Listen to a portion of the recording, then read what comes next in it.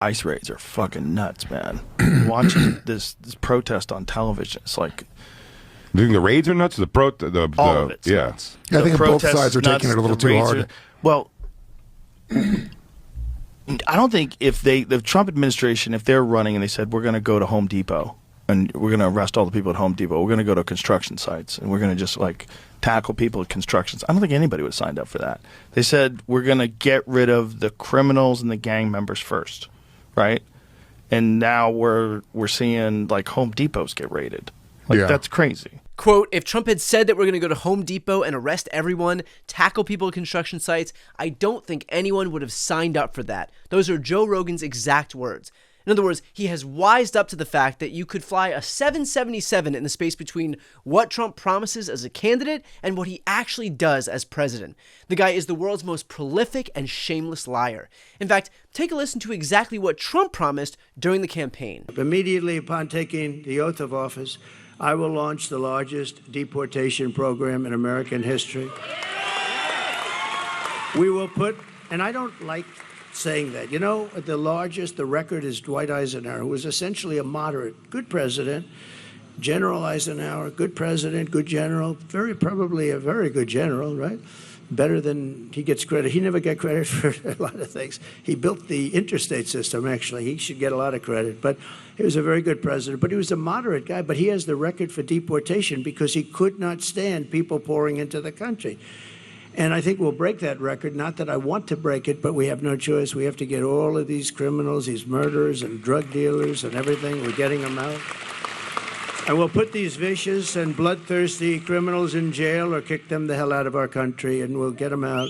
Ideally, we want to get them out because we don't want to have to pay for their room and board for the next 50 years, right? Hear those words he used? Murderers, drug dealers, vicious, bloodthirsty criminals. That is who he promised to round up. And by the way, I'm in favor of that. We all are. You're not going to find anyone, left, right, or center, going to bat for murderers, no matter what color skin they have. If you're white or black or brown, undocumented or native-born, if you are a criminal, a murderer, then you should be held to account for your crimes. And if you are undocumented and you commit a violent crime, then you should be deported. But that's not what's happening with these ICE raids. According to the latest data, as of June 14th, ICE has booked into detention 204,297 individuals since October 1st, 2024, the start of the fiscal year 2025.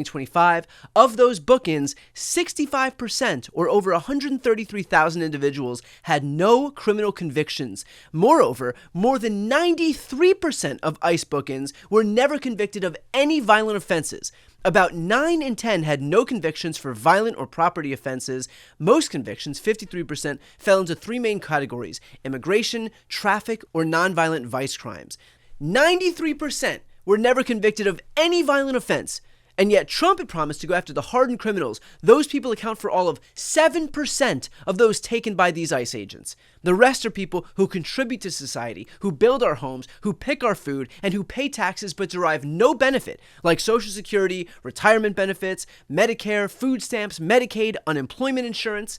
In 2022, immigrants paid a staggering $97 billion in taxes, even though they won't be able to receive any benefits. If you're one of those people who complains about paying too much taxes in the United States of America, now imagine you get nothing in return. No unemployment, no Social Security, no Medicare or Medicaid. That's what these immigrants do. And the thanks they get for paying into a system that they derive no benefit from, for working long hours in poor conditions, doing jobs that we won't do, is that now they have to live in constant fear of being ripped away from their families every single day, every time they leave the house, because the president of the United States is an unrepentant racist whose calling in life is to disappear brown people? As far as Donald Trump's promises of targeting just the hardened criminals, take a look at some of the clips that I'm going to show you here, and let me know if you think that these are the people that he was talking about, that he promised to target. Here's what it looks like at the Home Depots across the country that Rogan was discussing. Reports of multiple people detained outside of a Home Depot. Hey, what happened to you, bro? They shot you in the head? You all right? The man says, my friend started yelling, ICE, ICE, ICE. I thought he was joking, but he wasn't. Then I saw all the day laborers starting to run. At this particular location, as you can see, many activists have shown up because they heard about a raid. Maybe some workers might be affected by this. We don't know how many. And earlier, there was a problem here because there's so many activists that they actually arrested and took a union president, David Huerta from SEIU, USWW, the janitors union.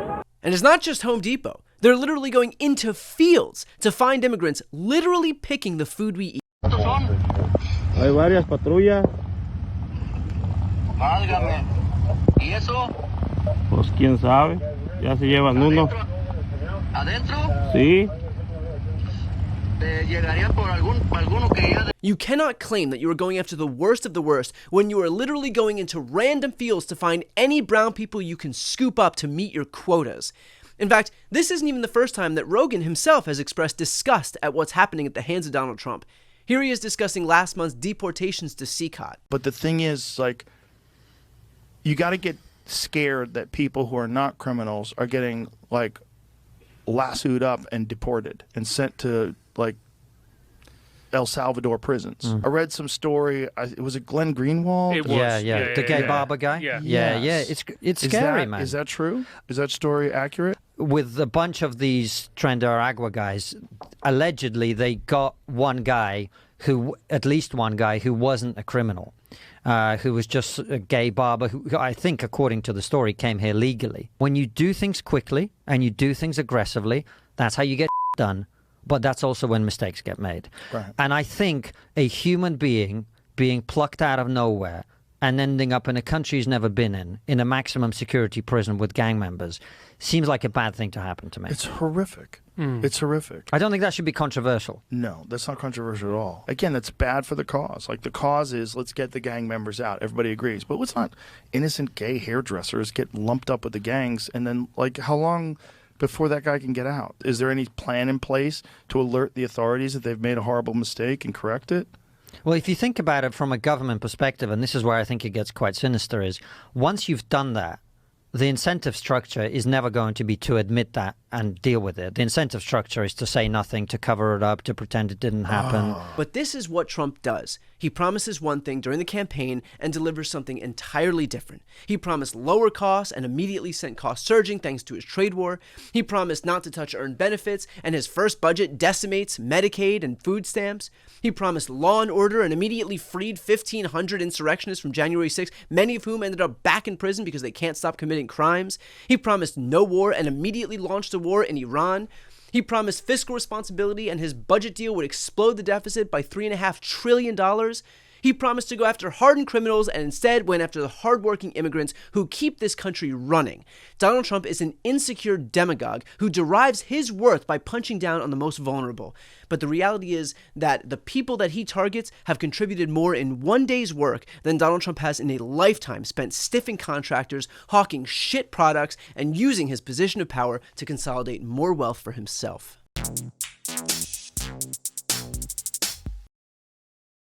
Before you go, if you enjoyed this content and you want to see more and support independent media, please subscribe to this channel. The subscribe button will be right here on the screen. But second, the reality is that we are now in a political environment where this administration can lean on any of the social media platforms to suppress certain voices if they don't like critical coverage. That means my longevity here is in the hands of a few tech billionaires who are already making it clear that they are willing to cater to this administration. To that end, signing up for my newsletter is a way for me to reach you directly if that ever becomes necessary. I'll put the link right here on the screen as well, so please sign up. It's free, but there's also an option to do a paid subscription if you'd like to support me and my team. I really appreciate it. Thanks so much for watching.